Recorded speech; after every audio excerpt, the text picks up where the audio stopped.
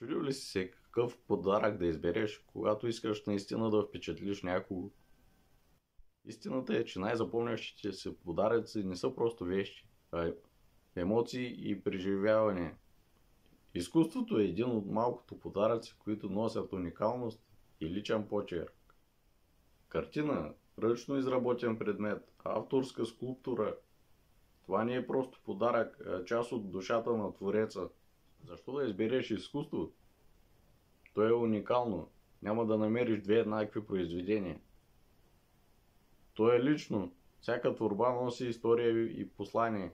То е дълготрайно. За разлика от дрехите или техниката, които се износват или остаряват, едно произведение на изкуството остава за цял живот. Когато подаряваш изкуство, подаряваш и уважение към човека, който го получава, и към човека, който е създал творбата.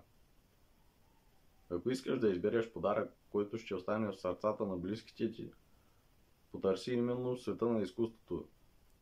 Това е избор, който ще говори вместо теб. Ако това видео ти е харесало, последвай ни за още идеи и съвети. А ако мислиш, че изкуството е най-добрият подарък за твоите близки, сподели видеото с приятели.